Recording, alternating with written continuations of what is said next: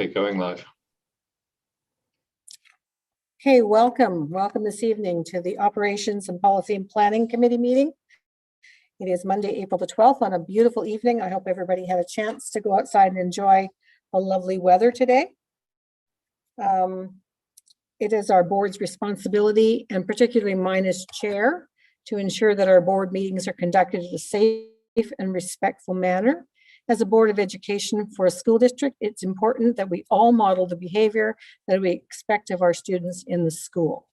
So with that, I'll move into the acknowledgement of the traditional territories. The Greater Victoria School District wishes to recognize and acknowledge the Esquimalt and Songhees nations on whose traditional territories we live, we learn, and we do our work. We have quite a full agenda this evening. So without further ado, if I could have approval of the agenda, please. Trustee Whitaker, thank you very much. Any additions, anything going on about that? I think it's a full agenda, so thank you very much. All those in favor? And the agenda is passed. Thank you very much. Approval of the minutes of March the 8th. Could I have a motion for approval? Trustee Waters, thank you. Any business arising from the minutes? Trustee Whitaker, you're on mute. Sorry, you can't just ask for a motion. We actually have to approve those minutes, and I have some amendments for you. Okay, let's go to the amendments then. Trustee Whitaker. Okay, so hang on, I'm scrolling to B1. Oh, wait, sorry, that's my next thing. I'm going to C1. And under this, under C1, the first line, it says Trustee McNally, or the second line there, Trustee McNally had stated her appreciation for the change to the motion. And I also, when we note farther down, there is also a line under C1 where it states that Trustee Hensa preferred something. Where is this exactly? Sorry. Oh, good Lord. Anyway, so at the end of that, the second paragraph where the motion is carried unanimously, it says Trustee Hensa prefers the superintendent's motion. Blah, blah, blah, blah. I don't believe we should be making comments as to how individual trustees comment, so I would strike those. It's either that or we write down how every trustee feels. So if we can trust the McNally part and the trustee prefers, or Hensa prefers part, I would be happy with that. So you're proposing do to this take one at a time. You're proposing to take both of those statements out of that? Yeah, where it makes the comments of individual trustees. Yep, that makes sense. Okay, thank you. And if I can continue on. Can we move that? Yeah. Okay. Okay, any discussion? All those in favor of amending the agenda, the minutes? And that is unanimous. Thank you very much. Your second one? Okay, H6. No. Sorry, H6. I believe the title of this is Trustee Whitaker for H6. So I would have you insert public participation in standing committees - Trustee Whitaker there, please. That makes perfect sense because that's so I'm just what all feeling the a other little ones are too doing. important there. Okay, and then. So can you move that? Can you move that, please? Well, my next one's very similar. So do you want to just hang on? Because if you look down at I, notice of motion, again, it's Trustee Whitaker and Trustee Hensa. So can we insert a title for those motions, - Trustee Whitaker - Trustee Hensa? Yes, I think that would be a friendly amendment to the, so you're moving all three of those? They're the same thing. So it's essentially Correct. one area. Okay. Yep. Any discussion? All those in favor? And that's unanimous. Thank you very much. And that's everything, Trustee Whitaker? That's all I got. Thank you. Okay, any other amendments to the minutes? Okay, seeing none, all those in favor of the amended minutes? Okay, any opposed? Okay, it's unanimous. And any business arising from the minutes? Trustee Whitaker. Thank you. I just wanted to follow up then. Now I'm going back to B1. Sorry, I need to make that bigger. This was in regards to the presentation from Jane Massey, and I just wanted to know if there was a follow-up when we would expect that presentation. I know that I had reviewed it and I did have some questions and was looking forward to seeing that presentation. So is there a follow-up from staff on that?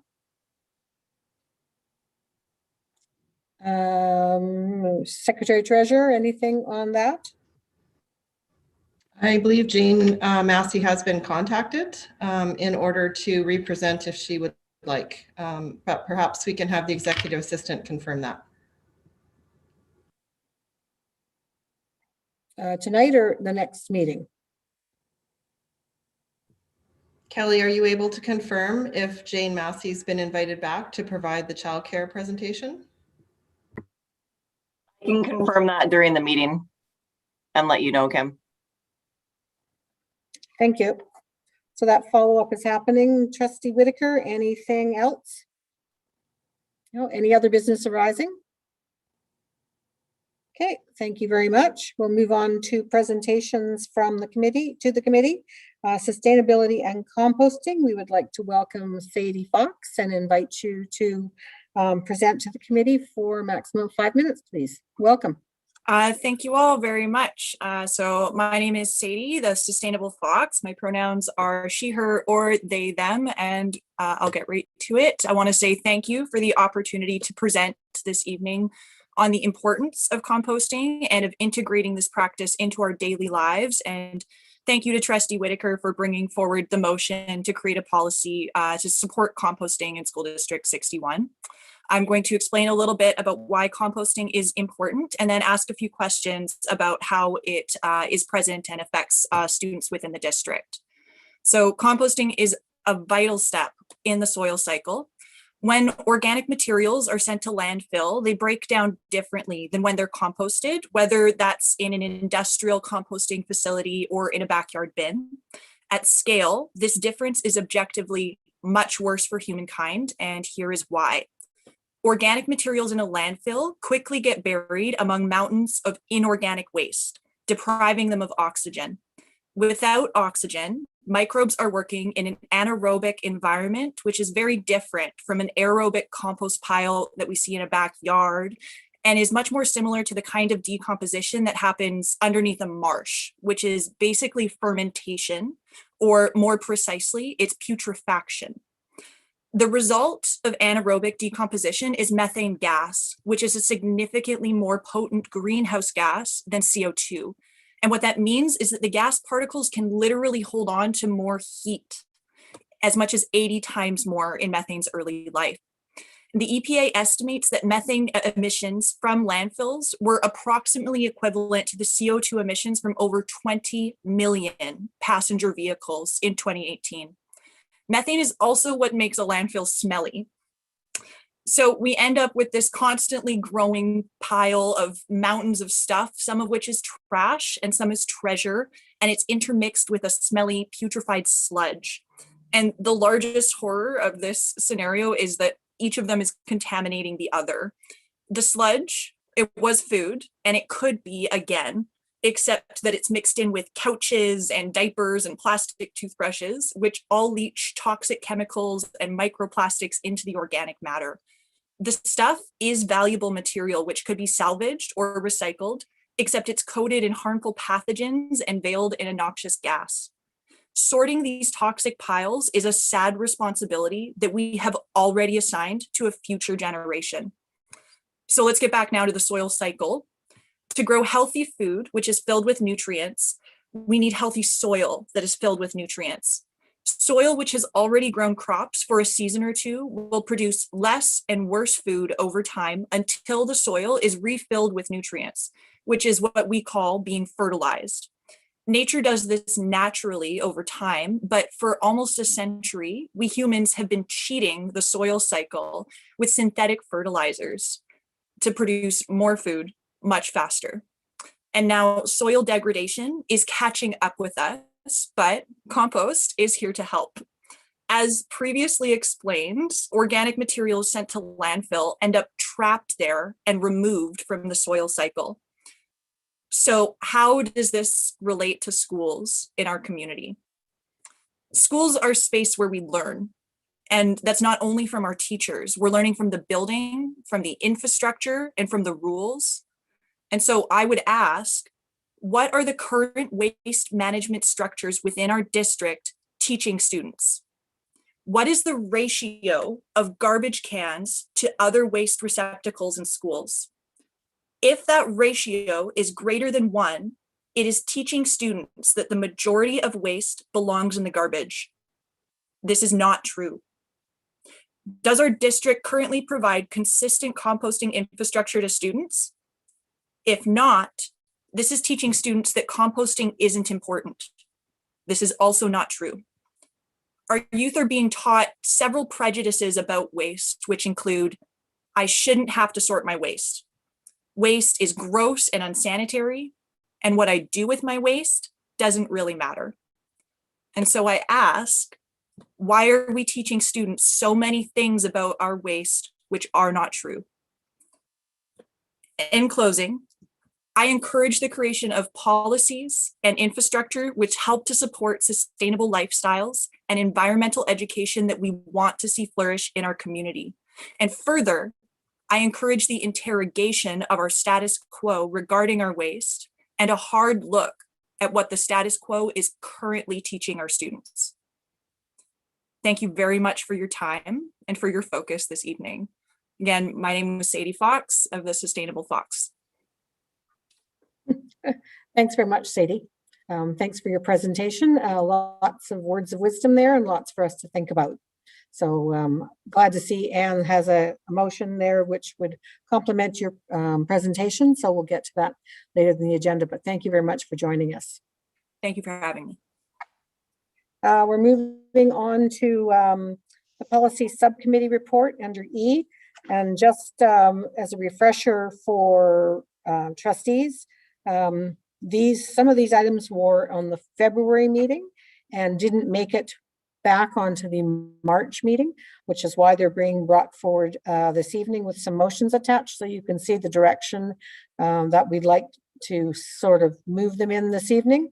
So not all for discussion this evening, but we didn't want, especially under C, the two motions that are the two policies 9140 and 8251, we didn't want to lose them in the process. They didn't make it to the March agenda. So this is sort of, we have a paper trail for them. So the first one we'd like to discuss is policy 1330, and the discussion at the policy committee was to attach a motion to send it out for consultation. So if somebody would like to start off the floor, either put the motion on the floor or discussion is open for the draft childcare policy 1330. Trustee Waters, then Whitaker. I was just going to put the motion on the floor. Great, thank you so much. Speakers to the motion, Trustee Whitaker. Thank you. So I understand this is to put it out to the greater community. I do have a couple of things that are nigglies about it. Shall we discuss those now or just sending it out? Well, so I guess I'll just go. Who is on this working group?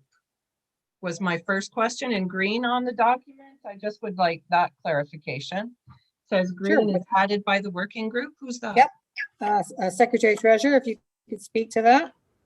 Yes, so that was myself, Carrie Nickerson, Vice Principal in Early Learning, Brenna from the Principal at Willows, Murray Harris, Principal at Sir James Douglas, and Jeff at Tillicum, the Principal. Okay, So this is a follow-up question. Absolutely. So this is the trustees' chance then to put their piece on it before it goes out. I would caution you on that. I believe that the way hear what I have to say, and then you can tell me. No, I'm just going to state this first. Okay. The question has always been the chicken or the egg. do we make the changes at this level and then send it out for consultation? Or do we wait for consultation to come back in and then talk about it? So that's the discussion right now. So Okay, so how about, so what I would like to focus on is only not edits, super big edits and amendments, but only on the substance of the document to go to consultation. Right? So I'm not totally wordsmithing, but the substance of those pieces. For example, let me just start with my example where I look at 3.6 and 3.7. 3.7 really looks like a further description of 3.6. And in 3.6, there are 5 different pieces added. So my thought is, before this goes out to consultation, should 3.7 be expanded? Just like 3.6 A and B, should C, D, E, F, and G in 3.6 also be expanded in 3.7? Does that make sense? Through the chair, I guess, to Secretary Treasurer. Secretary Treasurer? We can refer to 3.6 in that those are the desirables in the way we deliver, but really 3.6 is helping us set criteria to choose a third-party provider. Whereas if those were our beliefs or our philosophies, then as the board providing the service, it's supposed to be implicit, but we can certainly reference 3.6 and 3.7 if that's the board's wish.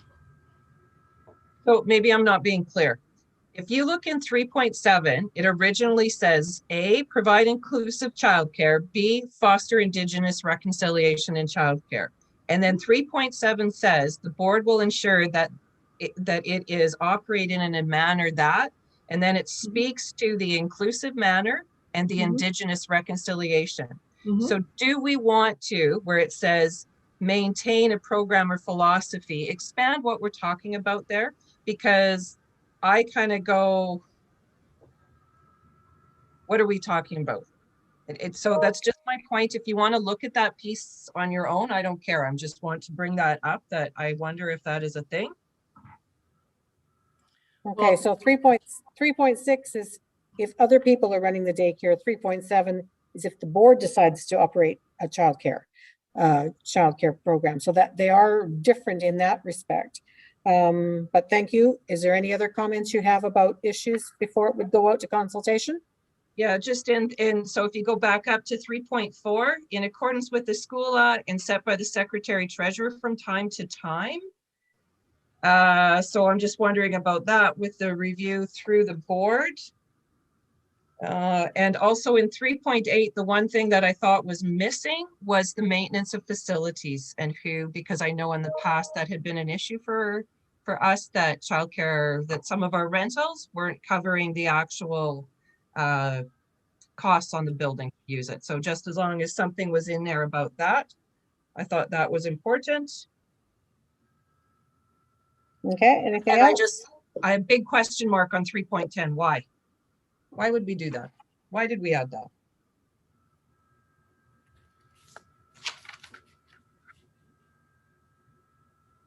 that? Probably because we had to. I believe it's required in the new legislation, in the new order. Oh, so because in your table, it says red are additions from Burnaby, Coquitlam, and West Vancouver. And it was in red. And the rest would be built upon the order itself. Well, just 3.10 is in red.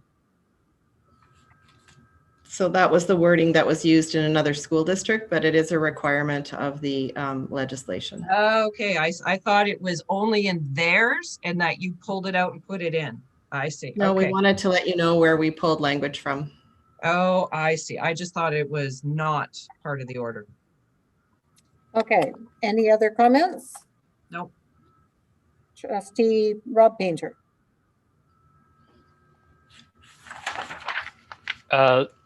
First recommendation is that inclusive is used here, and that's a term that is interpreted in quite a number of different ways. So I think in this case, especially if it is going out to the public, it's a term that needs to be defined. Are we talking specifically about providing childcare to children who, if they were students, would have a designation or might be considered, well, to have a special need? I hope I'm not using improper terminology, but something along those lines. Or are we simply saying that there is a place for everyone and it's non-discriminatory? So I think things like that we've gotten, well, I continue to be confused by that term, but I think it's one that we hear more than others and needs to be clarified.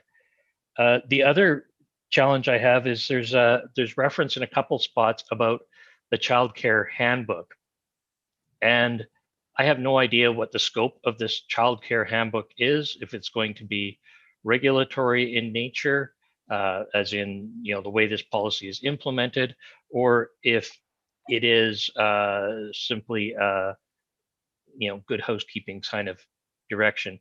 And to me, that handbook is going to have significant impact on other elements within this policy. So I would like to see the handbook prior to making any decisions on this one. So if I could ask the Secretary Treasurer, at what point in time in this would the childcare handbook be developed? I believe that it is underway, and if it is developed, we can send it out to trustees, and if not, we will make sure you have one prior to the decision. Great. Okay, any other questions for this?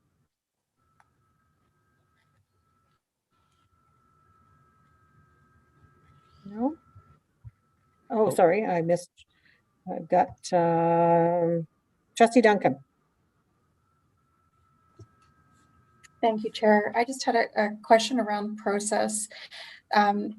What I understand from the discussion so far is that essentially we've got a draft policy proposal, which is going to be submitted for consultation or input from groups that are significantly affected by the policy proposal, and that's something that the working committee will coordinate and ensure happens.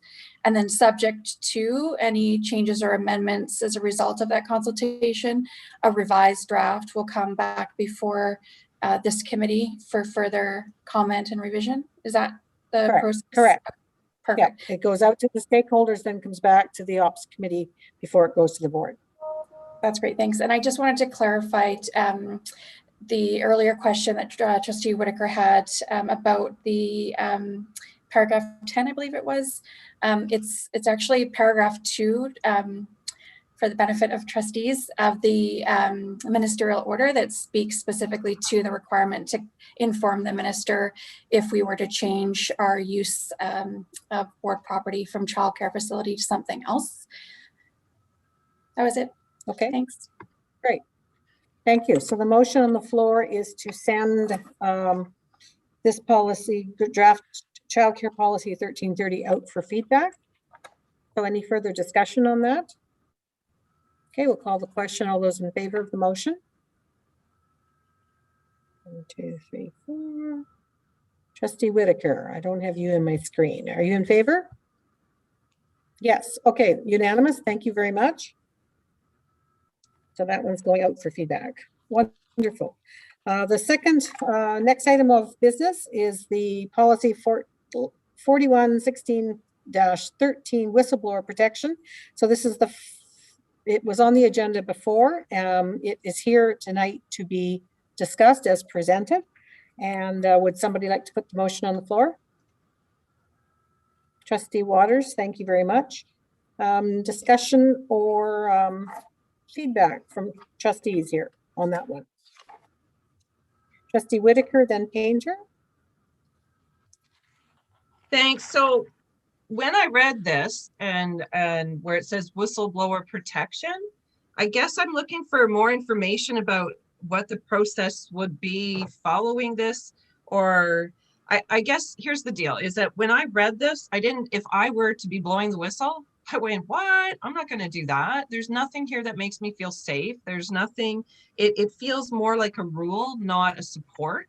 And maybe that's what legislation says here, but you know, just to feel happy, if there is a regulation that tells the process behind that, I would like to see that with this policy, because I think it's really important that I know we say we're strongly committed, but this just seems like a list of this is what it's supposed to be and that you shall do.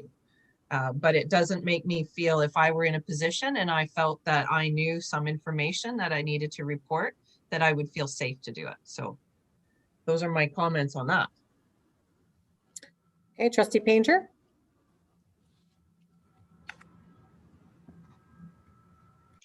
Yeah, I've got a number of thoughts about this.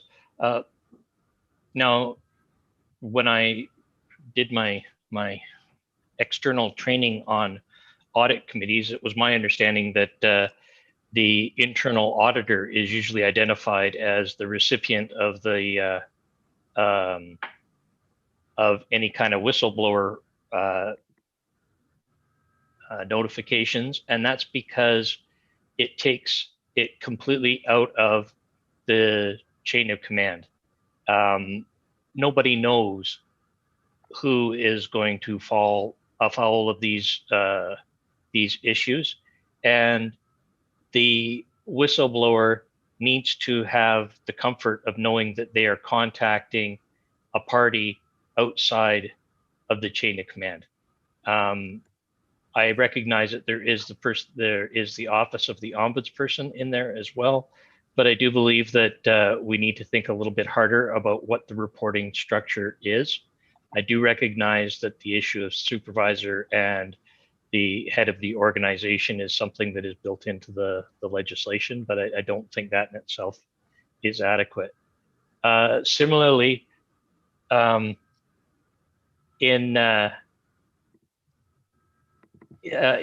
following on the policy, as they relate to employment, the provisions of this policy are superseded by Employment Standards Act, Human Rights Code, Labor Relations Code, and provisions of collective agreements. So I haven't completed my research of the collective agreements, but in every other one, these speak to the protection that is afforded to whistleblowers against reprisals, the same sort of language that we have about people making a complaint who will not be harmed because of their making a good faith claim.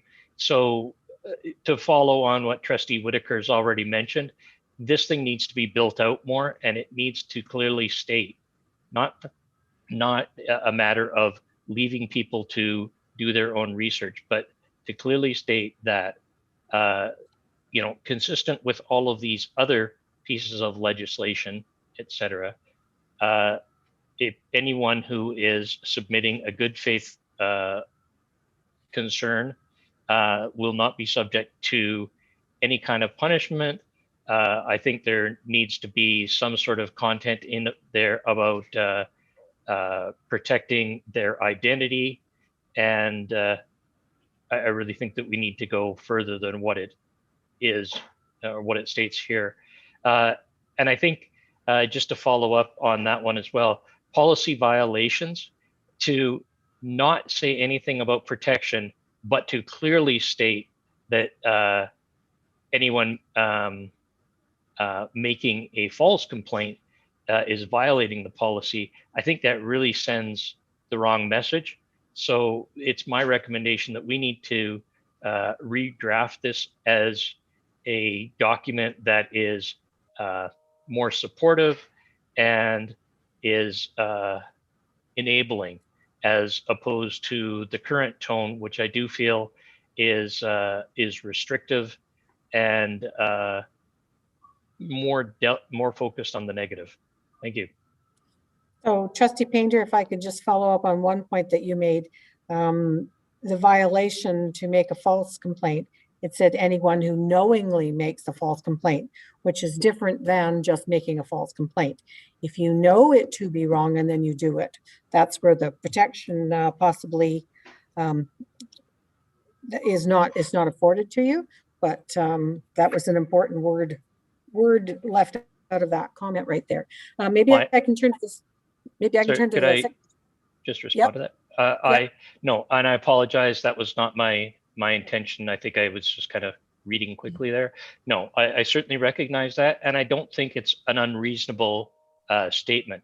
My challenge is that it is there, and I think has a sort of a chilling effect on anyone who might be considering submitting a report, and yet the protective components of the legislation and for ourselves, I think we should be putting in, regardless of what it says elsewhere, we should be stating that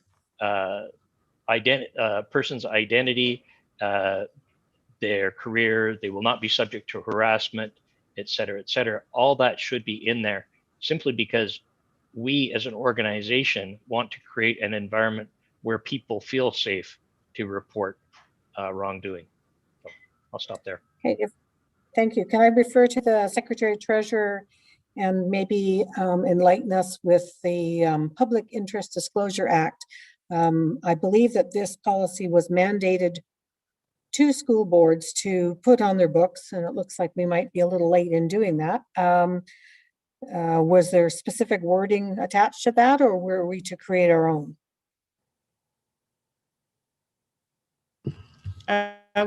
School districts were to create their own, but there is time with this one.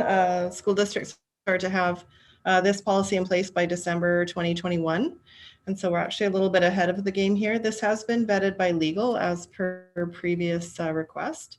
So I can ask if there's more, if it's the will of the committee to seek more balance. I believe that the language is such that it provides the opportunity to whistleblow, but tries to make it as a serious commitment as bullying and harassment so that we don't get accusations that may not be bona fide, just to add that formality and that seriousness to any kind of accusation that may be stated. I believe that's why the language is the way it is, but if it's the will of the committee, then can certainly seek more balance if that's in the board's best interest to do so.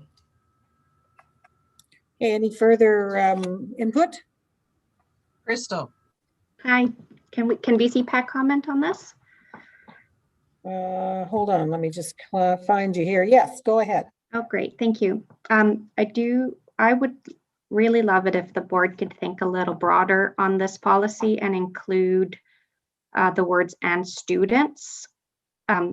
So foster and maintain an environment where employees and students can work safely and appropriately without fear of retaliation. And I do think you actually do mean that, because when I look in the second paragraph under policy, you write that the board expects employees and other individuals who deal with the school district, including ... parents who have serious concerns with respect to any of their obligations or any evidence of wrongdoing. And I think students are such integral, they do work in school, and it would be great to have a policy that can guide parents and students when they see something of concern happening. And I just also wanted to echo Trustee Painter's comments. Even in the first paragraph where you've added the word "without fear of retaliation." As a parent, when I read that, it's putting me on notice that this is a district where retaliation happens. And I don't feel like that's true, but that's the message that I feel like it's being sent there. It's the same wording that's in your Section 11 appeals policy, where it has this big statement that, there's no retaliation, but it almost has an adverse effect. So I just wanted to add those comments and ask that you consider broadening this to apply to students. Thank you. Okay, thank you very much. Any other, Trustee Duncan? Yeah, I just wanted to say that I definitely agree with many of the comments that have been made by colleagues and suggestions for how we might improve this policy. I think we should take our time, given that we have time to do so. And in particular, I think it would be really useful to reach out to the Ombudsperson's office that I know is a part of helping make this new piece of legislation work, and is tasked with enforcing certain aspects from an investigative point of view. Because one of the things that certainly came across very strongly to me in reading this draft was that we need to spend a little more time teasing out what a disclosure looks like, you know, directing folks who might want to utilize the policy, directing them through the process. So who do they go to? Who may they go to? Are there more than one option? Do they go to their supervisor first? Can they go right to the ombudsperson? Those kinds of things I think will be important, so that folks that are reading this understand that we take it seriously and feel supported and have greater clarity about how they can you know, use this. And I guess the only other thing I would say is that I wonder whether in going to the ombudsperson, we might first look at some of the guidance that office has already produced around this legislation, and maybe use that to help inform the way that we enhance the policy. So I look forward to looking at the next draft. Okay. Thank you very much. So this is going back through to the Secretary Treasurer to do some wordsmithing, and I think that she's heard all of the input from the board. So that one is going back there. So deferred to Secretary Treasurer. Do you think we could have this for the May meeting, or should we say June? Given what's going on, the earliest would be sometime in June, if not September. Okay. June or September. Okay, we'll see that Chair? one come back to us. Yes, Do we not have a motion on the floor? we do. So the motion then would then be to table this to secure a new Until revision of this- the, Sure. yeah, Or just to a definite time. Why don't we let's- just move it to September? Yeah. We Yeah. have till December, and that gives us lots of time. And you know, I Okay. really just got to say, I think Crystal's idea of putting that student lens on it will really help with the language. okay, so motion to defer to September. Can somebody put that on the floor? Thank you, Trustee Waters. All those in favor? Okay, and the motion is deferred to September. Thank you very much for that. Item C is to move the two motions from the February meeting to the May meeting so that we don't lose track of them. Can somebody put the motion on the floor, please? Somebody, hands up. Trustee Hensa, thank you very much. Any discussion? No? I have the screen here. Okay, no discussion. All those in favor?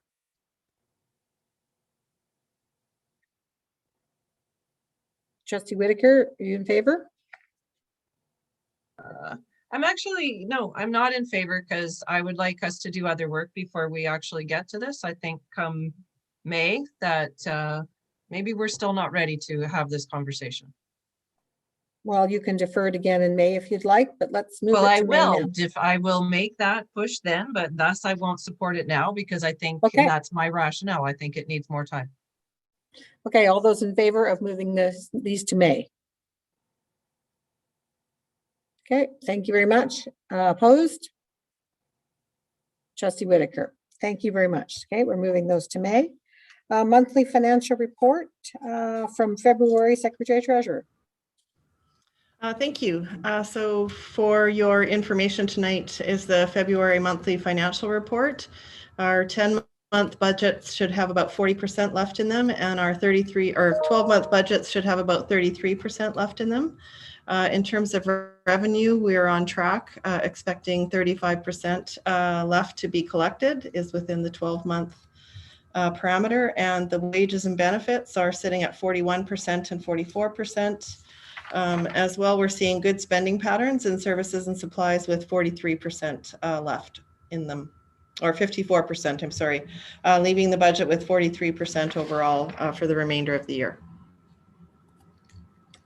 Thank you very much. Any questions? It's our monthly update. Trustee Painter?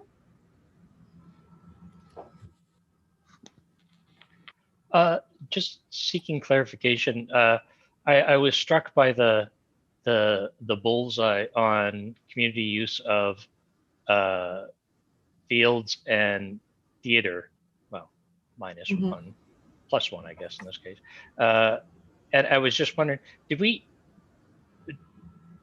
how is it that we hit those on nail? Is it just that I'm trying to figure out, is this a revenue one, or is this an expense one? I'm trying so that I can interpret properly whether expenditures to date or revenue to date on this. So are you wondering why the revenue budgeted is the same as the received to date? Yes. Yes. And so we have to be mindful of the period of time that this report covers, which is February, and is also your amended budget.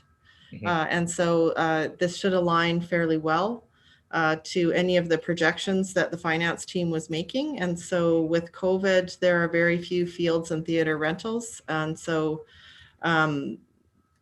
I believe financial services would have just aligned them straight to the amended budget, straight to the revenue received to date, because we don't have any of these kinds of rentals for the remainder of the year. Okay, so the 2021 budget is the amended budget that we're referring to in the first column. Yes. Okay, just thanks very much. I need to keep those You're things welcome. Okay, great. Crystal? Sorry, and thanks. I just have a couple questions, and they will help me kind of understand for tomorrow's meeting. So I'm sorry if I hope I don't take too much of your time. But I'm just wondering, in the budget for shown at the very end of the pack up for tomorrow, there's a reference to the teacher's labor settlement, and it's shown as revenue. And if I was looking for that in this report, where would I find that? You'd find it on page 22 of the pack up under 629 other Ministry of Education grants. Okay. And then I was just wondering a little bit about line 669 and just the difference in investment revenue. And I'm thinking that's interesting. I see from 2019, it's $1 million. And this year we're expecting about 517. And I'm just wondering if you could just clarify what the difference is or why. The difference is in the severe reduction in the interest rate that we are receiving on our cash balances. Okay. So blending and prime is at an all-time low. And so it's impacting us on the revenue side. Okay. And then I was just wondering a little bit about the difference on page 23 in line 341. And I see a budget for Pro D and travel at 1 million, and then a budget for this year of 1.8. And that just seems like a significant difference, but I noticed that the total expenditures to date is only about 383. So I was just wondering a little bit about those numbers. So this budget was set last spring, and I don't think the effects of COVID were fully realized, or the extent of COVID or the duration of COVID. Therefore, this will be an area where funding will be underspent and is contributing to our 3.5 or 2.5 carry forward surplus. Okay. And then last one, I promise, and thank you for answering these questions. Just for line 218, I'm just trying to understand where there's a zero line there for 2019, and then it's 380. I believe that's because that we're budgeting for this amount this year, where we may not have budgeted for it last year. We are required to post this amount per our actuarial study on our financial statements at year end. And it may be that I believe I've asked for this to be updated quarterly. And so that may be why it's appearing, but I can double check that. Okay, thank you. Those are my questions. Thanks. Okay, great. Thank you very much. Seeing no other questions, we're going to move on to facilities planning.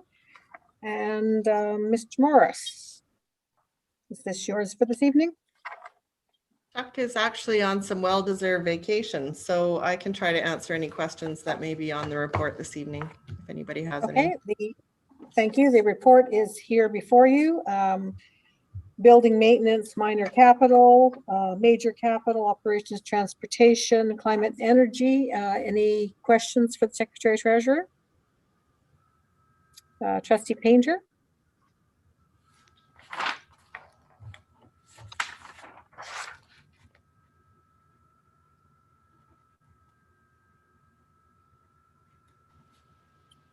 Okay, sorry, I'll try again. I would appreciate an update on the Vic High situation. There was mention of challenges with, no, maybe it's in tomorrow's budget or tomorrow's report. I thought there were problems with or challenges with getting permits through, and I was just wondering if that is somewhere here that we could get an update on that. Yeah, I think Secretary that's on Treasurer? page 20. Sorry, I think that's on page 26 of 39 Yes, under major I find it capital now. heading. Yes, thank you. Yeah, second paragraph. So we are struggling through the building permit process in terms of the road frontage improvements, and our legal counsel is working with the city. There may be another SRW bylaw reading coming to be more of a blanket in terms of not holding up the project in terms of the building permit. The SRWs and the bylaw that we approved previously was thought to be one way in terms of a blanket sort of the whole area of the project. And it turned out that it was going to be per parcel of land. And so legal's revisiting that, and we'll bring that back to the board if any changes need to be made. Trustee Painter? Next one up is childcare studio progress, Braefoot. Now, it was my understanding that there were going to be 3 portables at Braefoot to support French school district students who were being displaced because of our need for Sundance. And yet I read a news article that said something like 12 portables were to be constructed on Braefoot, and that surprised me. So I was wondering if there could be, if we could get some information about that. Yeah, Secretary Treasurer? Yep, the CSF presence on Braefoot will be a 12 portable hub and a separate gymnasium structure. We've been working with the principal on that, and I'm attending a staff meeting as well as a PAC meeting for Braefoot to talk to them about that. And the childcare is separate from this and closer to the school, not at the end of the field where the Braefoot, where the CSF hub is.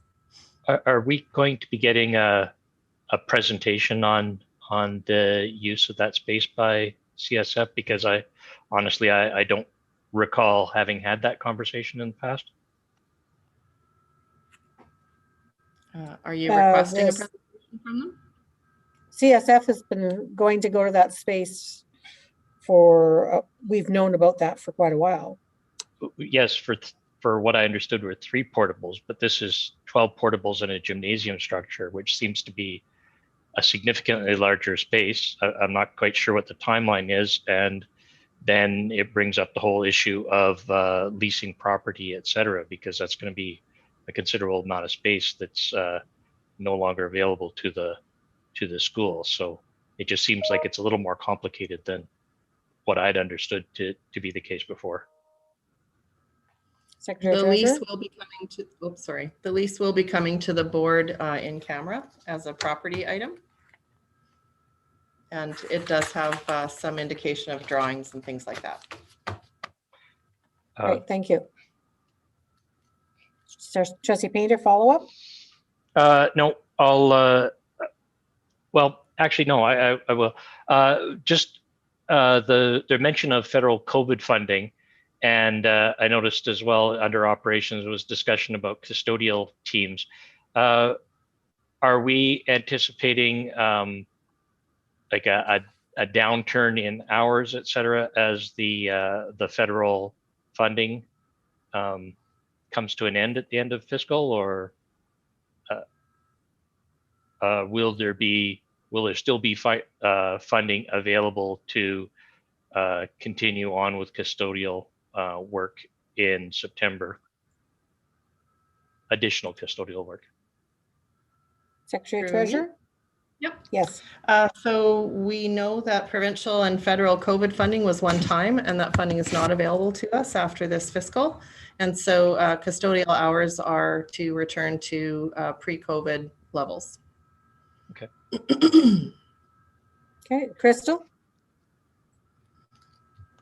Thanks. I just wanted to clarify with the comment that the lease was going to be an in-camera discussion, but are you not consulting with Braefoot and the parents and the students or the parents at Braefoot about what, that there are 12 portables and a gym, and about space sharing? Like, wouldn't that plan be made public in order for you, the district, to consult with the school that's being impacted? Secretary Treasurer? So as I discussed, we have biweekly meetings set up with the principal, and I'll be speaking to the PAC and staff this month.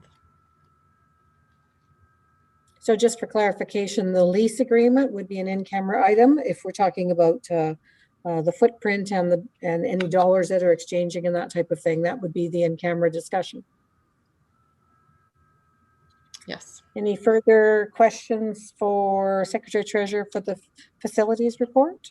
Yeah, I do. I have one more about the school protection program comments.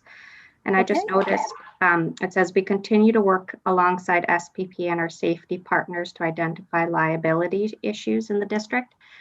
And I'm wondering, is SPP attending the district facilities looking for things that could cause, that are safety issues for children? Or are they looking at safety issues that could result in claims being paid out, with most of those claims being, I understand most of those claims are paid out to adults. So if you could just clarify the lens through which SPP is doing the liability scan. And I'm just also wondering who your safety partners are. Secretary Treasurer? SPP, I believe Chuck reported out on this some time ago around them doing liability audits, and this would be the board's exposure to liability or litigation. And I'm not sure who the safety partners are. I would have to have Chuck answer that question. So the lens is the liability to the district. Okay, thank you very much for that and answering the questions on Chuck's behalf. Always great to see that. Next item on the agenda. Actually, Trustee Duncan's had her hand up for like 5 Sorry. 10 minutes. Sorry, missed you. Trustee Duncan. That's okay, thank you. Appreciate that. Yeah, I just wanted to go back for a moment first to Braefoot. I just want to sort of tease out the process that we can expect as a board moving forward on that. So through the chair to the Secretary Treasurer, from what I gather from your comments so far, you're working to follow policy and regulation 7122, so community involvement in the process of building and site development. Is that correct? I have not reviewed that policy. Okay. So yeah, my understanding is that, again, through the chair to the Secretary Treasurer, my understanding is that that is one of the relevant policy and regs that would apply to this particular situation. And so I look forward to us as a board getting an opportunity to consider that and adhering to that before we move anything forward. And I look forward to looking at the proposed lease coming to us in camera. And then second of all, my other question was around the most recent lead testing results. And I don't know, through the chair to the Secretary Treasurer, whether you're able to answer detailed questions about that reporting in Chuck's So- absence. Duncan, I was just going to move to that item and then open it up for Oh, questions. pardon me. So that's Thank you. that's the next item on the agenda. Okay. So if you had I will wait then. further questions on the operations update. I we'll do move have right one in. thing. Sorry. Okay. I was just, Trustee I knew Whitaker. that I had seen Trustee Duncan's hand up, so I was waiting to hear her voice before I started waving. Okay. I'm glad that everyone brought up Brayfoot. I just wanted to make the comment that I was approached by the DPAC rep for Brayfoot, and they raised concerns with me that they had not been aware that this was happening. So I'm very glad to hear that you're going to meet with them. But as well, I will say I was, you know, I'm disappointed now because I gave an answer to this person, which clearly wasn't as informed as I would be this evening. And this was just last week. So maybe when we're doing something and we know it's 12 buildings and a gym, because I too was under the impression that it wasn't quite such a large thing that was going in there. So just making that comment and giving you the heads up when you do talk to the PAC that they have raised the concern that they weren't consulted previously. Okay, thank you very much. We're moving to the item F2, lead in the water report. And Secretary Treasurer, if you could just open with that, and then we'll open it for questions. The numbers are so small on this. I'm not sure I'll be able to answer in any detail tonight. We may want to bring this back if there are detailed questions, or I can take them down. I do know this annual testing's been completed and posted to the website. So I don't know if I can answer any questions, or we may want to bring it back. Generally, I'm hoping it's a favorable report. Do you have any knowledge of that? No, I don't. Okay, Trustee Duncan, we'll go with you first. All right, thank you, Chair. Yeah, so I had some questions about the levels for the water sources that still need to be flushed for 30 seconds before they test within acceptable lead levels. And so I'm wondering, are we doing pre and post flush testing? So we know, for instance, if folks fail to run the, whether it's a tap or a fountain or whatever the case may be, for 30 seconds, what the level is. So that was one of my questions. Did you want me to give you all the questions tonight, and then you'll come back with some answers? Sure. What I'll probably do is take down questions tonight, and then I'll ask Chuck to include it in next week's or next month's operations report. Okay, sounds good. So the other one was around what remediations we have planned. So when it comes to sort of permanently resolving the water sources where we're still having to flush to bring them within acceptable limits, I'd like to know what sort of permanent remediation we have planned for those. The other question I had was how well is our filtration working at sinks and fountains? And at the water lines where we're using filtration actually at the water line, so at our side of the water line, not the city side, but rather our building side. And are the current monitoring of the filter replacement cycle ensure at the moment that all filters are changed before they build up contaminants, which starts to affect the water quality? I wanted to get some feedback from Chuck about how that is all going. Okay, thank you. Thank you. Any further questions, Trustee Painter? A bit of a sideways one.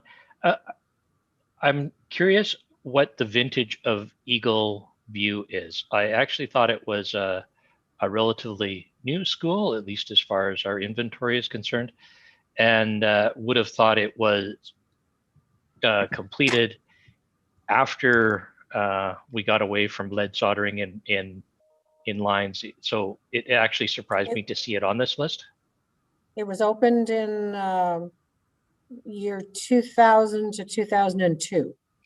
Okay, so thank you very much for that. And again, it's great to have people who actually recall that kind of stuff. yeah, then it surprises me that that we're getting any lead showing up at all. Given that it's typically lead solder in the lines that are the source of this, and lead solder shouldn't have been used on that project at that time. So I wonder if we Okay. could look into that one. We can ask Chuck about You that bet. as well. Any further questions? Okay, seeing no hands, thank you so much. We're moving on to new business and budget allocation process, Trustee Painter. Okay.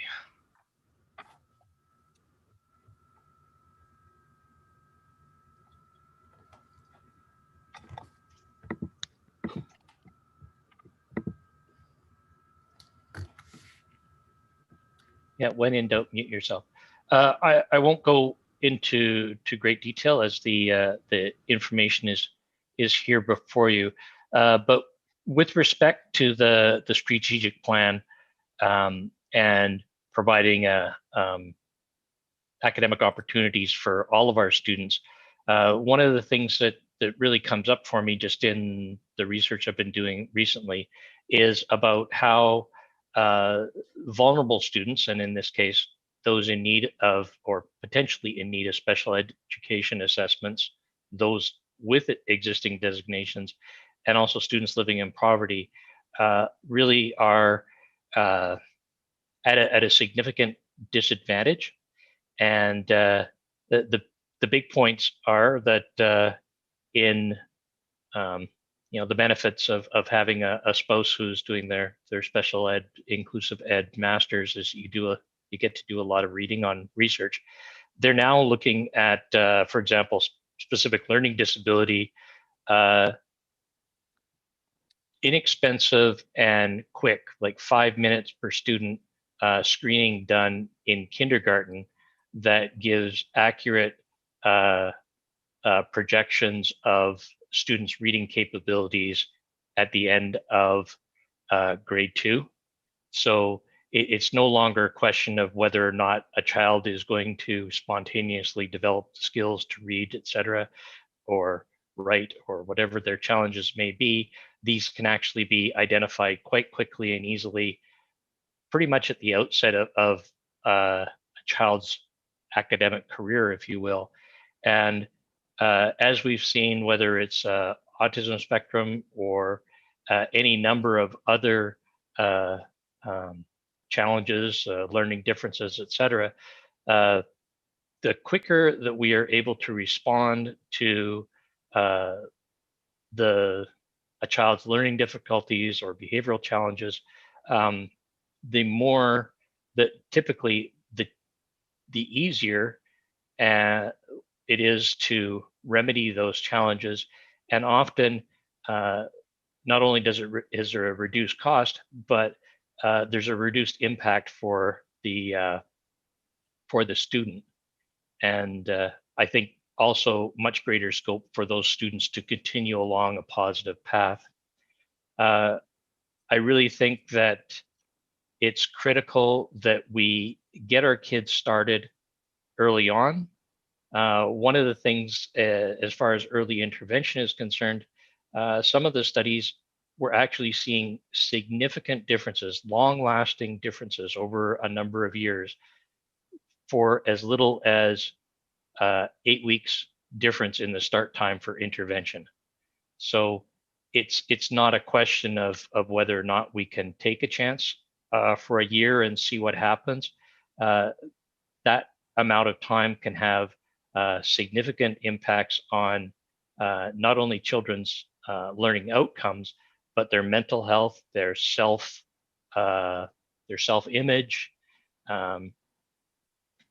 quite a number of other things.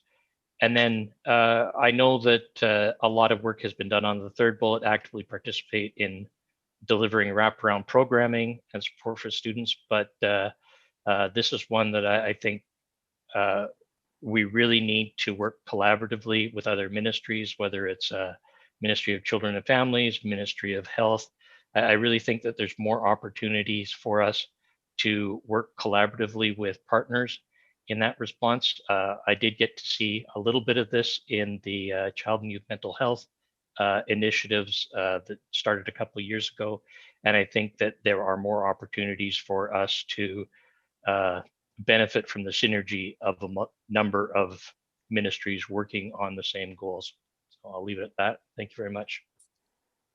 Thank you. I just wanted to highlight the fact that we're in the middle of a budget process in which our Secretary Treasurer has been directing us to, along with the superintendent, to do just that, to target the supports for the vulnerable students.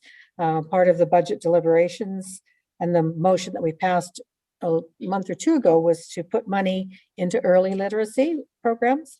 And so I think it's something the board is actively working on. So I'm not quite sure if this motion is not already sort of in the works.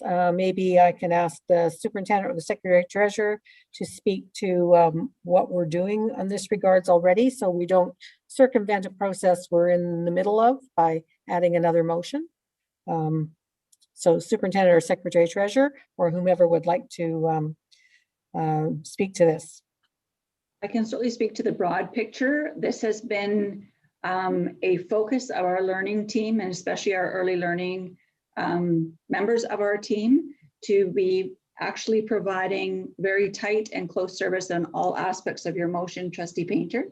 Early screening is a critical aspect. We've talked a lot about some of the screening methods that we have, and they are always in constant development and change. And it's really important for Carrie Nickerson, who's our early learning coordinator, to be connected to our early learning teachers, people who are in Strong Start centers, and go through those aspects, what they are, how we can utilize those early indicators as students move into our buildings.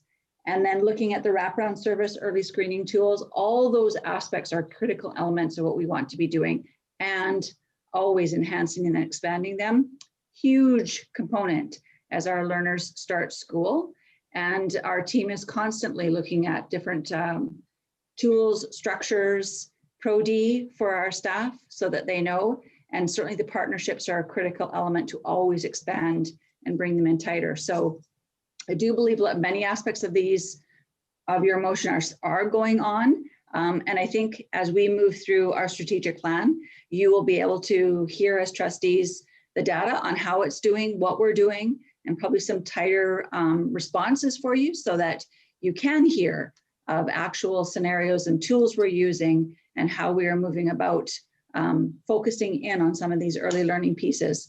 Glad that someone in your world is doing their work on this so you get a chance to see the many incredible things that are going on there. But I believe that a lot of your motion is already in the works, but certainly a feedback loop would be important. Deb, is there anything in that you want to express that I might have missed? I think just to add, this year the district team did access the Equity of Opportunity Supplement Fund to do early interventions and early screening.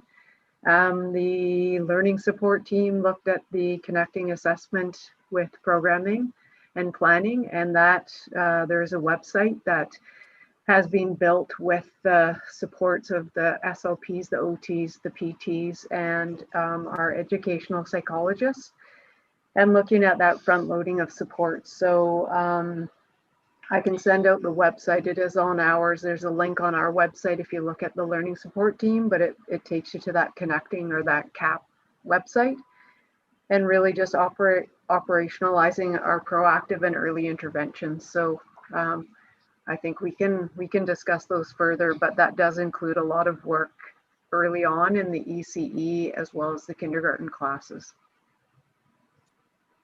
Okay, thank you very much. Any discussion on the motion? Trustee Whitaker. Thank you. I would like to, well, I guess for me, when I read this, I see two motions. And for me, I would like to discuss like the first bits before further. And when I read that, what I'm really hearing Trustee Painter ask for there is more of a, I mean, maybe I'm wrong, but clarify, is like a needs budget, which we have in the past generally done. Like, this is what we budget for, but this is what we would really like to have, especially in this area. And perhaps there is something there, like, because I know with Pete that I believe we were doing that. So to have something to look at, and maybe that is something for advocacy to work on, where we're not doing anything, but to how is it that we can get that message forward? I mean, everything that Rob's asking for there, of course, we want to do all of that. And we want to do more than that with every student, but we really do only have so much money. So how do we start looking at that, the difference between this is what we have to spend, this is what we'd ideally like to spend based on a certain baseline. So I don't know if there is, I mean, I understand we are in the middle of a budget process, but if I am not, I mean, tell me, Rob, if I'm on the right track, that would a creation of having the superintendent create that needs budget, you know, just following this whole budget process, because I don't want people up to their eyeballs, but that allows us something then to be advocating to government with, to say, look, you know what, we've given you your balanced budget that you wanted, but this is what we would really have liked to have spent in order to service our students the way we would have liked to. So I'm just putting that out there, that maybe this motion needs to be to write a needs budget. So if I can just step in here, in the years when we have had to make significant cuts to our budget, which we have not done for a number of years, we did most for the last probably 5 of those years send in a needs budget just after our budget to the government was balanced. We sent in, and this is what we would have liked to have spent, very much similar to what you're talking about. And that motion came out of the budget process, probably the budget night, that we then wanted to follow up with a needs budget to the government for advocacy purposes. So it has been something that we have done for a number of years, but not in recent years. So you're on the right track, Trustee Whitaker.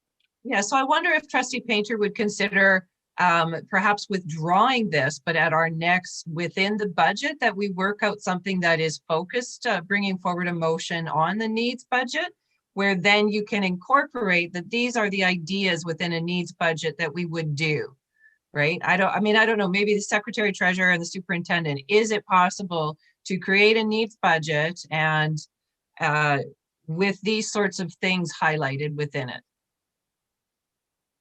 Yes? Secretary Treasurer? I think to produce a complete needs budget in the same form as your balanced budget would be a lot of work. I do think there's room for advocacy once you've landed on your balanced budget, especially given this year and future years. There will be things that you will want to have had in place that you may not be able to afford. And so I do think there's opportunity for advocacy to produce a whole needs budget. I'm not necessarily in favor of due to workload, but I do think there's analysis we can provide throughout the process and in your decision making that you will feel you want to advocate for. So I feel like that will be fairly organic as we land on the last night of the budget. So, and Trustee, could I just follow up with Trustee Leonard, because you've got the most experience here? If I am recalling correctly, it wasn't a line by line item, it was more of a general, was it not? Or it was more of a general. Yeah. Okay. So hopefully that gives the Secretary Treasurer some relief. Trustee Painter? Yeah, and I apologize. I veered away from reading the entire thing out because it is in front of us. But what I would like to emphasize is that the Board of Education of Greater Victoria direct the superintendent to develop an annual budget process that targets the supports needed for vulnerable students, specifically those requiring special education assessments, those with special education designations, and students living in poverty, to fulfill their potential and pursue their aspirations as the primary objective. So the approach is basically turning things on its head, and that we allocate across the board for the budget, and this is why I presented it a few months ago so that people could ruminate, that as the very first step, we make sure that we are meeting the needs of our students with specific challenges, the ones that make their learning more challenging, whether it's because of poverty. And I'm sure most of you have read the reports where simply the stress of living in poverty can effectively reduce your IQ by up to 15 points, simply because you do not have the capacity to absorb and retain new information. Everyone's known what it's like to, try to respond under momentary periods of stress. Living in poverty is a life of stress. For children who do not have special education assessments but may need them, when I looked at our stats, our number of, for example, specific learning disabilities students, they double or almost double between grade 3 and grade 6, which means that's when the kids are getting the assessments and getting identified. The challenge is, no, well, I get to close, right? The challenge is that in those situations, a child who is identified with a specific learning disability, for example, in grade 4, has effectively learned only a fraction of what they should have learned for, kindergarten up until the time they get that. So on top of having to learn how to overcome their specific learning disability, they also, on their own time, have to make up for all those lessons that they learned in the last 4 or missed in the last 4 years. Spelling, grammar, math, all those things that made no sense to them at all. When I look at, oh my God, I can't even remember the name of the case, Supreme Court case that came out some time ago, looking specifically at supports for students with special education designations and special needs. They talk about how the special education supports were the ramp that led to equity, that raised everyone up to the same level. And so that needed to come first before we started worrying about treating them at the same level. So the whole gist of this thing is to actually go in and identify for each student with a designation, or those who may need designations, what do they need? What do they specifically need to get up to the standard of every other kid in that class? And at that point, once we have figured out what those needs are and we properly service those needs, then whatever we have left is allocated on a per student basis.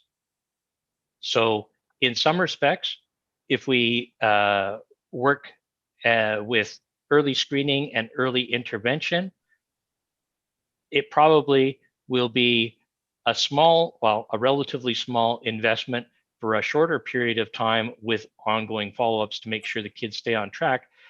If we wait until, say, grade 4 or grade 5 to assess someone, then it's going to take significantly more effort to bring that child up to speed where they are on track and on par with everybody else. So, well, I apologize that I focused on things like early screening and providing additional staff time.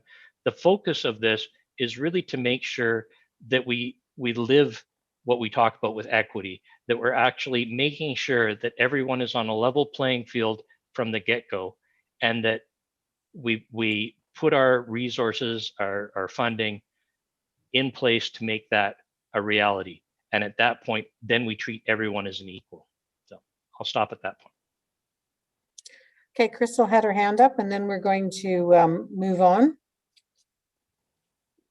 Thanks. Crystal? Thanks. I just wanted to thank Trustee Painter for bringing this motion forward, and it really goes to something that I have seen in schools with the really little kids who aren't supported. Because I think when you're a kindergartner kid, you come to school with really excited, and then when you're not supported, you end up, for lots of reasons, you end up at the principal's office, you end up, as a problem, and kids internalize them. And I've just seen so many kids, because they're not supported, just have a really negative view of themselves as learners. And I think it really does, it's awful. And I think it really relates to the current funding model, which, gets money to support kids, but based on designations. And when those designations aren't coming until grade 3, grade 4, grade 5, grade 6, it's too late to kind of repair that image of yourself as a learner. And I just really would encourage you to focus on that. And as a parent, going into this meeting tomorrow, I have to say I'm looking at that budget and I'm seeing cuts to EAs and cuts to support for kids, for gifted kids. And I would really love to hear you explain to me and other parents about how you are meeting your obligations, where you need to make cuts and you're cutting them at music and EA support. I mean, there's lots of cuts, but it seems like you're really targeting. We're going to save that for tomorrow night's discussion. Yeah, but I'm just raising it because it is pertinent to just why I really support Rob, and I'm really looking forward to hearing about that tomorrow and giving maybe just a heads up that parents need to hear why and hear about that great work that you're doing tomorrow. Thank you. I'm going to put my 2 cents worth in here. I can't support Trustee Painter's motion this evening, not because I don't think that we could do more for our students or can try and do more, but developing an annual budget process right now is not the time. And I do believe that our staff are working towards some of these things, and the budget process is working towards this in what the senior staff is trying to do with our budget and move it to different parts of the line items within the budget process that we have. I do agree that a needs budget to target more funding for specific things within Trustee Painter's motion might be something that we do proceed with after we've gone through this difficult budget process that we're in, because I think that would be a perfect place to advocate for things like that, but I'm not able to support this motion at this time. So we're going to call the question on the motion. All those in favor of the motion? Trustee Painter. Okay, all those opposed? Let me just find Trustee Whitaker here. Trustee Whitaker, sorry, Trustee, okay. So Trustee Painter's in favor and the rest of the committee is opposed. So thank you very much. We're moving on to H2, addendum to bylaw 9360, Trustee Waters.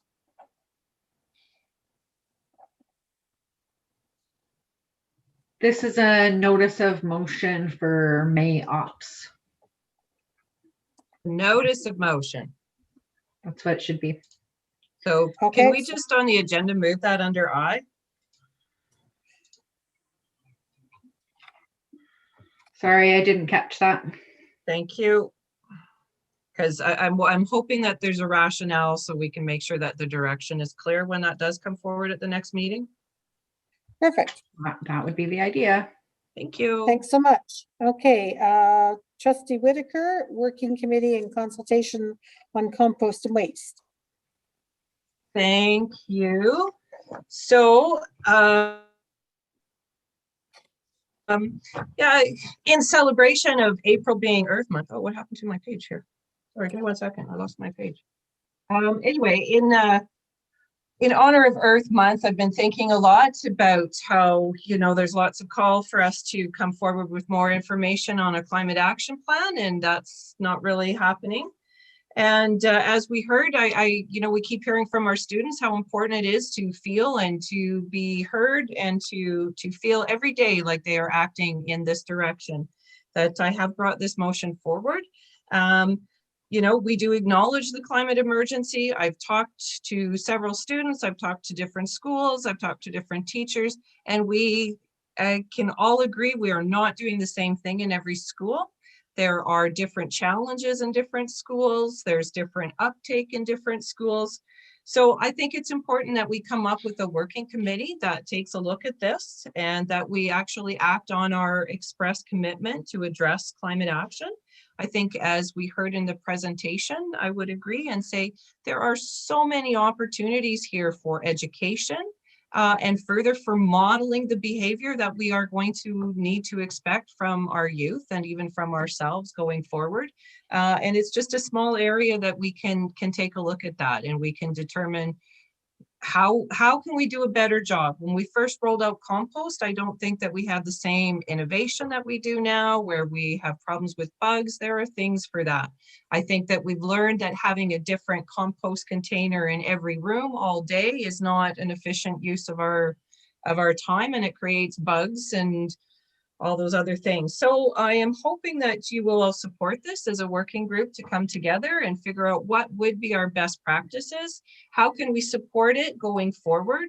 So that we really, really show that this is something that we are interested in, that we are showing our students that sustainability is something we want to do at all levels. So Okay, motion is on the floor. Trustee Waters, then Trustee Painter. I just had a question of clarification. We don't have working group defined in any of our policies or regulations. So perhaps Trustee Whitaker could explain how a working group differs from an ad hoc committee and how the process would be different. I don't know that the process would be different. I think that under bylaw 9210, I don't know why my screen keeps disappearing, but that it's important that we talk to, those people that are affected, that we talk to the teachers, we talk to the students, and we have, a go around on that. What is the best policy? I envision that staff at facilities with the superintendent would come up with some draft that we would then review and go over as a group and see what new ideas come forward. TOR for an ad hoc committee is essentially what this is. Well, I guess that's what I'm trying to avoid is the full TOR. I think that once you have the idea of the group, you come together. My idea is that facilities would write up something and then it would go through the working committee and pick out the holes, keep working on it. Are we not doing a working group on this childcare policy? That's sort of what I'm envisioning. Is a group that are kicking it around. Trustee Waters. My understanding is that ad hoc committees are bodies of the board to do this type of work, whereas a working group is a staff-led thing. At any rate, I think what you're describing is an ad hoc committee. Now, I couldn't support this at this time because we have 7 consultation, well, 2 of which are consultation heavy ad hoc committees going right now. And I think we really need to keep our resources focused on those so that we can complete them and clear the board for other important initiatives like this. Or the climate action more broadly defined. For me, I feel like we need to be really just going in a really focused direction around our strategic plan and specifically around supporting our struggling learners. And so while this, I don't have any issue with compost and waste and would love to see us have a more consistent approach across the district. I just don't agree that this is going to be the right way to go right now. So I won't be supporting the motion, although I appreciate you bringing it forward. And I think it's great to have a conversation. And I also want to say it was great hearing your daughter present the Sustainable Fox.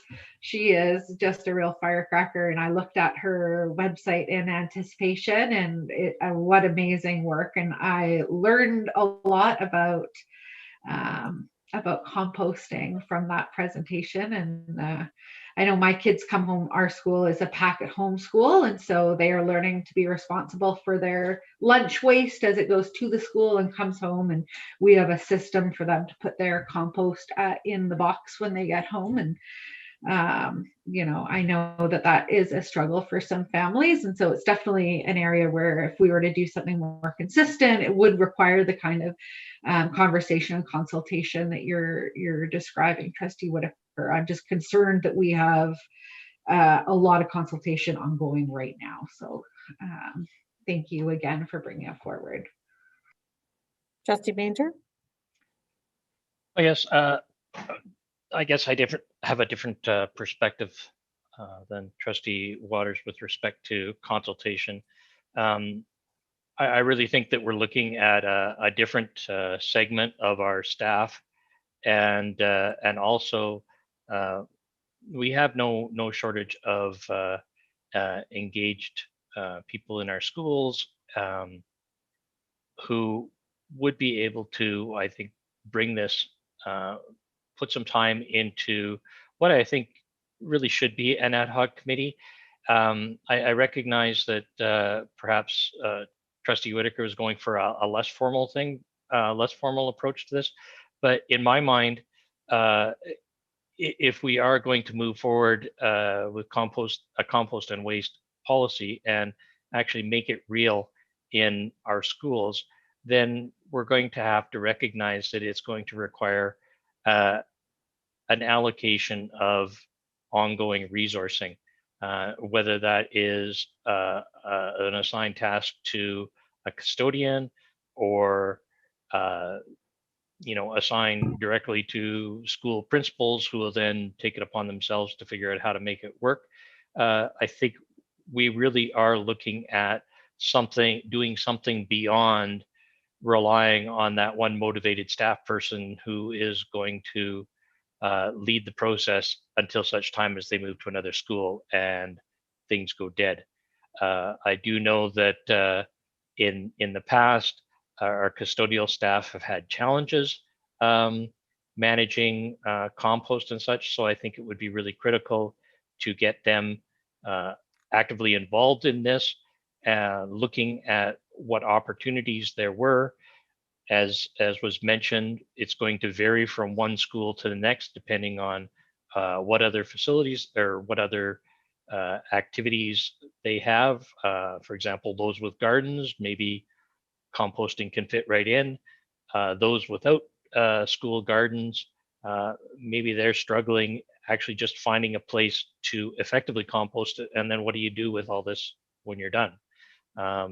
I don't know if it's a fundraiser for PACs or what. I can't quite imagine that. But I do believe that while I am supportive of the policy and I will vote in favor of it, that I think we are looking at something that is going to require some deliberate, not simply practices, but strong requirements at the school level and an allocation of resources. It doesn't necessarily have to be huge, but I think that the reality if we want to make things like this work.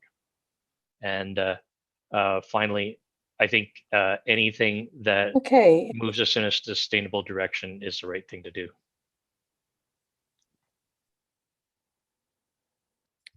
Okay. Trustee Duncan? Yeah, I don't want to take too much of the committee's time because I'm not an official member of the committee, but I appreciate you giving me some space to contribute tonight. One of the things I just wanted to point out, really to clarify, is that Trustee Whitaker's motion, I think, makes it quite clear that a working group or a working committee is what is referred to in our bylaw 9210, the development of policy, in particular around Article 2, the development of a policy proposal. So Trustee Whitaker is literally taking our own policy right out of our bylaw around developing policy and utilizing it in her motion. So I'm not sure what the source of the confusion is around working committee.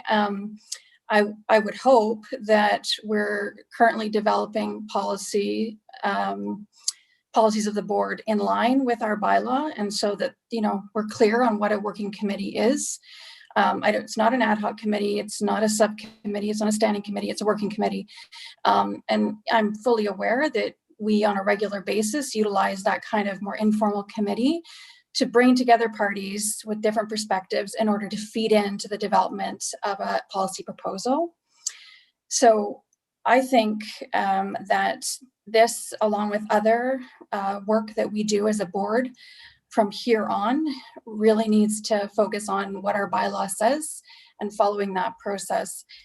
And I also think that we need to really start to take seriously the commitment that we made in 2009 in June to take climate action, make it a priority.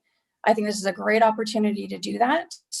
I think it brings together all sorts of different members of our learning community in order to put together something that's very tangible, that affects all schools. And right now, where there's a lack of clarity and support. So I do support the motion, and I would really like it if we could get to the point where we're not confused anymore about working committees, working groups, ad hoc committees, standing committees, and so on, because it's pretty important that development of policy happen in a way that honors the bylaws of our board. So that's all I wanted to say. Thanks for taking the time to listen. Thank you, Superintendent. Thank you. I just wanted to inform the trustees that the student group has met several times with this topic as our forefront. Today, we experienced a great presentation from Mark Baggett that outlined what the schools are currently doing with recycling and including composting, what the goal is on moving that forward, and where the one pinch point is, which is soft plastics. So I would encourage us to allow facilities to bring that same report to the trustees so you understand how far along this road we already are before we strike any kind of working committee or group to enter into this discussion, because I think there's a lot of information that trustees would find valuable about where we currently are at, the goal that we are moving into with recycling and composting, and how facilities is focusing around that to make that an availability across our district, and that the real area isn't soft plastics, and the students are planning to bring forward a report to trustees on what they feel should be one of the key elements of what we do next fall around soft plastics, and an actual goal and being able to structure it so that we find out exactly what we're dealing with, how to measure that, itemize it to see what exactly those items are, and then go for a concerted plan through the students on what all of our schools should be doing. So I'm suggesting that you start with a report out from facilities from Mark to find out exactly where we currently are at, and then go with the students on next steps, which is really in the area of, obviously composting wants to continue, but where soft plastics is really more of our pinch point, is my suggestion. So would you anticipate a report from Mark could come at the next ops meeting? It absolutely could. So Trustee Whitaker, would you be interested in tabling this to the May ops meeting? Well, you're gonna all defeat it tonight unless Angie's gonna change her mind, but yeah, because I've got about 15 students that want to present on this, so let's give them another month to present. So are you moving to table it? Sure, I will move to table it, and I will advise the students to do their presentation next month. Table to May. Okay, all those in favor?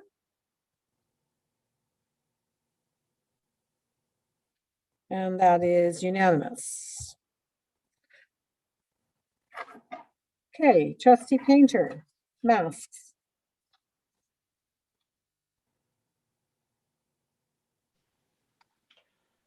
Okay, I'll get it right and actually say the motion at the start.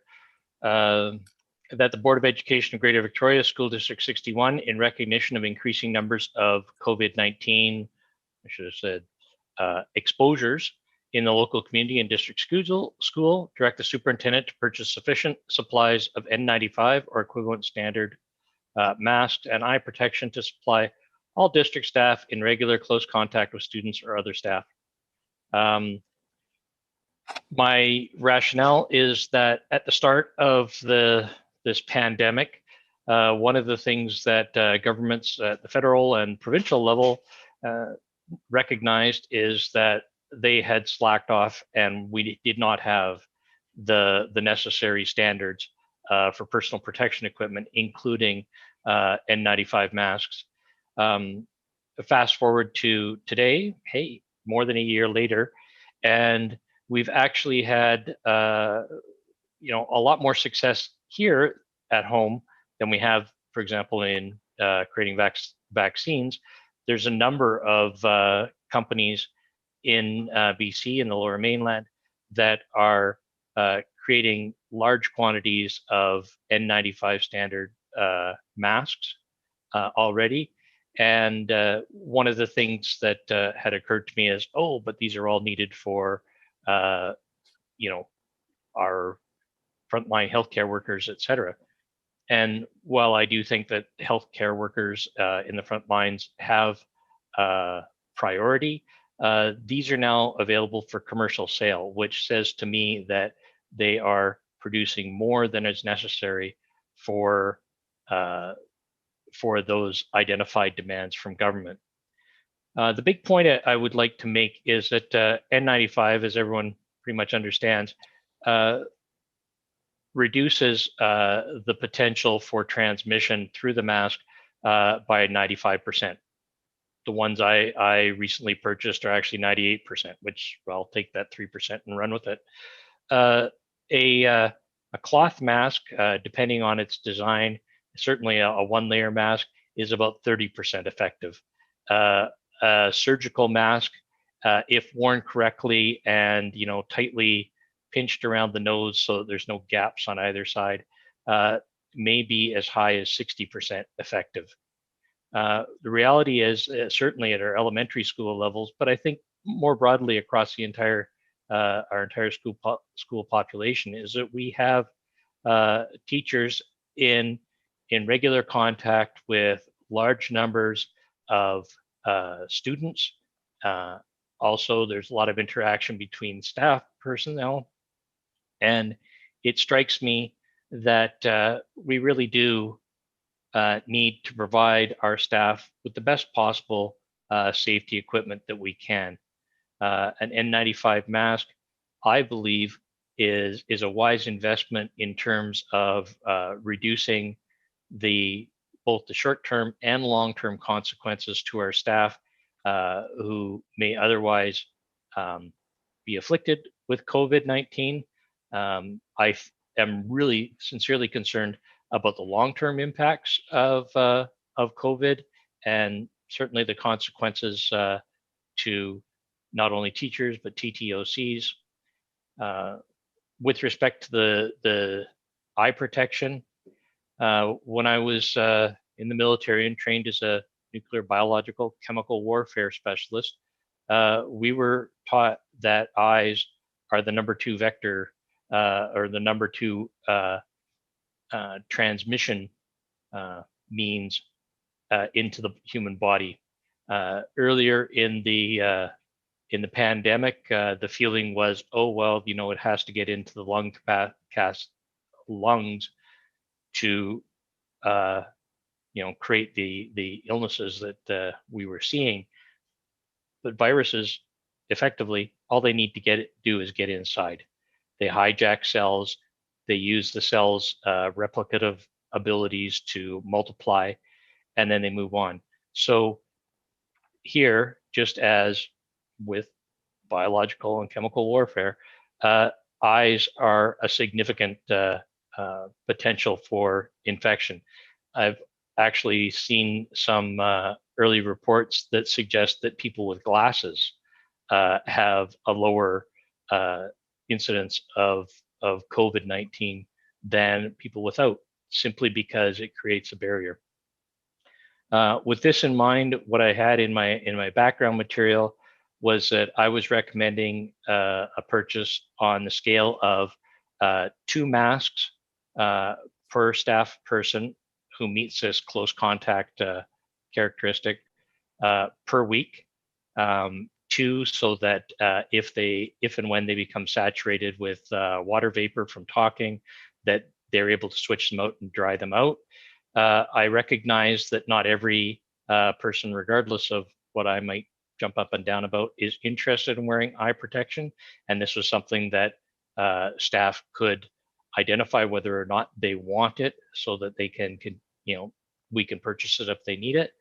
But I do think that especially now, although we've been so fortunate throughout this entire period to have really very minimal exposures within our school community, what we are recognizing now, certainly since spring break, is that COVID-19 is well and truly within the Greater Victoria population, and we have to respond accordingly. So I think that this amount of protection is a small way to increase the security of our staff. Thank you. Okay, any discussion?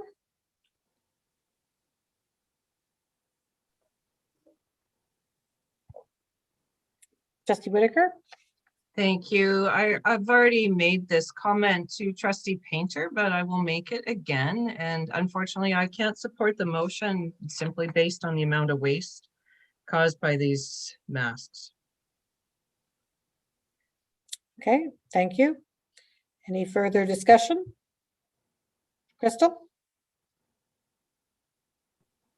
Hi, I just wanted to say I appreciate your motion, Trustee Painter, and your focus on employee safety. But I do what is missing in this for me as a parent is a focus on student safety, and especially at our high school levels. I'm wondering, are they at and maybe you'll know better than me, but how is COVID spreading in schools? Is it teachers to students, or is it students to teachers? And I just would have loved to see some grappling with, if we're going to provide masks like this to our teachers, why not think broader and think about your obligations to keep your students safe as well? Thank you. Okay, thank you. Any further discussion? Okay, seeing none, we will call the question. Sorry, Trustee Hensa. Yep. Yeah, sorry, it's just a late thought. I'm just confused. I thought N95 masks weren't meant to be reusable.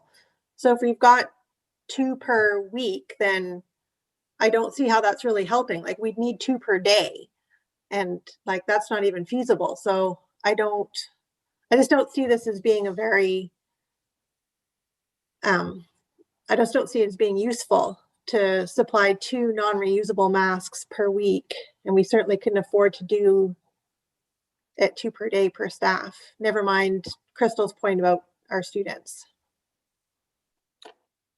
Okay, thank you. Any further discussion? Okay, Trustee Painter, to close briefly, because you did such a long opening there, if you could briefly close. I waxed poetic. No, I do take the points of both Trustee Hensa and Crystal to heart. Honestly, I think it's a slim chance that I would be able to make use of our responsibilities as an employer and through WorkSafe to persuade the committee to purchase masks for staff. I would love to have staff. I would love to have the same level of security for all of our students as well. With respect to the longevity of a mask, I think that really comes down to practicalities. In the past, yes, people treated these as disposable after single use, but we also saw right from the start that nationally it was, in countries that succeeded, for example, Taiwan, countries in Europe that did better than others, they were actually mailing out surgical masks at a rate of 2 per week. And they expected people to look into their best interests and take care of them. With one of the things that I do that's probably completely contrary to everyone's direction is I use some Lysol on the outside of it to kill anything that might be on the mask in the interim. and then leave it to hang out to air out for a good number of hours. I do think that even at the standard of moving forward with 2 per week, I believe that could significantly reduce the potential for transmission amongst our staff. And I'll stop there. Thank you. Thank you. Okay, thank you for everybody's input. We'll call the question on the motion. All those in favor of the motion? Trustee Painter, all those opposed?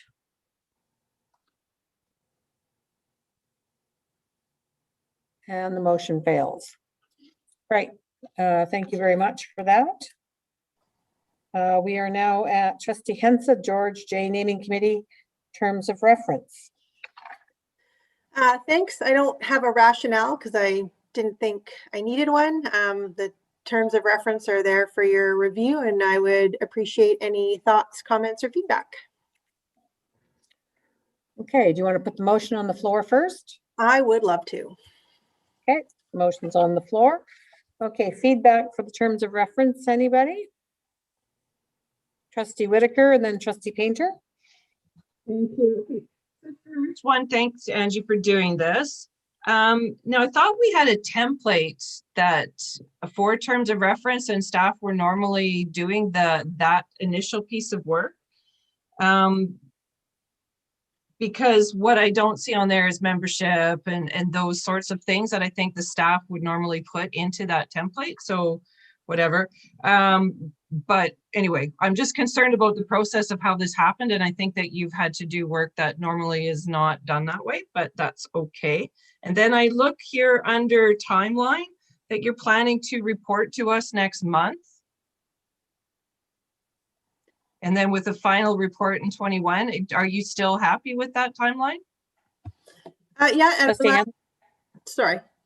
At our last meeting, we talked about having at our next naming committee meeting is the first week of May, so that we could have sort of our draft thoughts to bring to ops next month.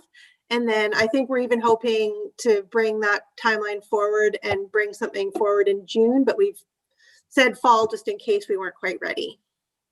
Or you don't make the agenda. Okay, that was my biggest concern, is where, you know, the terms of reference is coming a month before you're going to do a report. I was concerned you weren't going to make that timeline and setting yourself up for something. So, and then I guess, you know, just going forward, as you know, I would look to the superintendent, as I was pretty sure that we had all agreed that we were going to have a set template, and that the process is that we passed a motion to create a committee, and then staff created the terms of reference, and then that came back to the board. Because what I am seeing is that committees are creating their terms of reference. So just, I mean, I understand it's here for us to finalize. I just want to make sure that we're doing the same process all of the time. And then they all look the same. Okay. Superintendent? If I could ask Deb if you want to speak to the terms of reference. Thank you. Thank you, through the chair. The terms of reference that we do have were written by Trustee Hensa and I, so that was a staff collaborative process, and they should follow the terms of reference document as a framework. So the one that I'm familiar with does have the members. So if you're not seeing that on your TOR, then we should get you the other one. Yeah, But so I'm not seeing that on the draft that I'm looking at. There's no members. It goes purpose, next deliverables. page. It's this. 39. Okay, I'm using eScribe, you guys. What the hell do you use? PDF. Okay, well, on mine, I have no members listed on it. So I guess I'm looking at a different document. I'm Well, sorry. it's on the last page of the packet. It says regulation 1421 naming school sites, and then after that it gives the membership. Okay, so I'm looking for it to say membership. No. Right, okay. Well, why wouldn't it say membership on the committee? Anyway. So that solves that problem. It's there. So we're back to any changes, any revisions, any discussions, so we can approve this before the final report gets to us. Trustee Painter. Actually, just looking for a bit of clarification. I quite like the terms of reference in large part because one of the things it states is that it's going to make a recommendation on renaming the school.